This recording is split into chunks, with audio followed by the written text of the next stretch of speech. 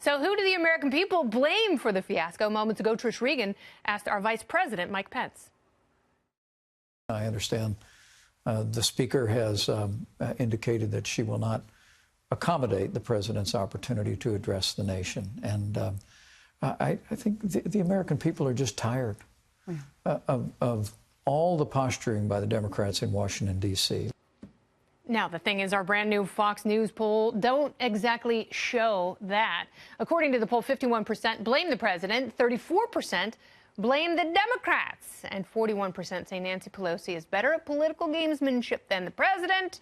35% say the president is better, and 30% of those say it begrudgingly. So who is winning in the court of public opinion? Joining me now from the American Majority, where he serves as CEO, former presidential writer for George W. Bush, it is Ned Ryun, and we've also got the host of the Richard Fowler Radio Show and also a Fox News contributor, Richard Fowler. Welcome, gentlemen. Hey, Kennedy, how are you? So let's get into it. This never disappoints. Binge watching this administration is always quite satisfying. Richard, we saw the president's letter that he sent to Nancy Pelosi saying, honey, thank you so much for inviting me to this, give my State of the Union address in your January 3rd letter. I'm going to go ahead and accept that. And she's like, oh, no, you didn't, and I won't.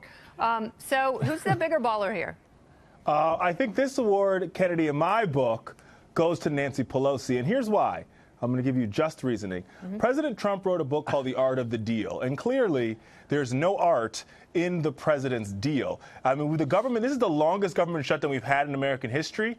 And no matter what he says, this president can't manage to open the government. And yes, there are Democrats. But he can't open it by himself. No, he can't. Nancy But Pelosi and Chuck Schumer are shutting down everything he says. Yeah, but the point I'm making is this: he is lurching leftward pretty quickly with some of his immigration. Exactly. He has problems in his own Republican base. So if you were to put Donald Trump's bill to the floor, both ways. Either he's changing or he's not, Richard, and he's changing in your favor. So why aren't your beloved Democrats sitting down with him? No. First, let's be very clear. So saying we're going to have a 3-year extension on DACA and temporary protective status is not a win for Democrats because remember, DACA was fine until President Trump repealed it. Same thing with temporary protective status. It was fine until President Trump... No, it wasn't, because it's an executive order, which is flimsy, yes, and you have to have a law passed by Congress in order to make these things more permanent. I hear all of that, but remember, now I'm going to hear from Ned Ryun. Ned? Can we get back to the fact that Nancy was for the State of the Union? She was for it before she was against it. She did actually, 2 weeks into the shutdown, invite him to come give the State of the Union. Then she comes up with some flimsy excuse there wasn't enough security. Homeland Security and Secret Service shot her down on that. I mean, the fact of the matter is, Kennedy, she's playing political gamesmanship. We can't forget over 1/8 of 1% of the federal budget is what we're really talking about. And I think Donald Trump, you know what, if she doesn't want him to come to the floor of the House, that's fine. He should go to the people. He should go outside of D.C. In fact, I'm not even really sure I want him on the Senate floor. Just go to the people. In fact, you know what I'd argue? If he really wants to add some sizzle, go to Covington Catholic and give his address there and watch, watch the audience go crazy on that one. I have a suggestion, and I want to hear what you think of my suggestion, Richard. I think that the president should go to San Francisco, a city that I love.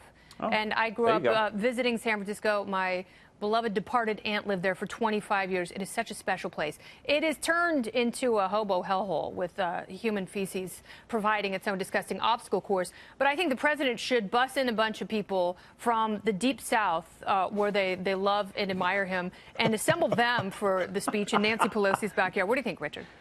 There's a couple of problems with that. Number one, solid plan. The State of the Union is not about Democrat or Republican. The State of the Union is about the state of our union. And here's the facts.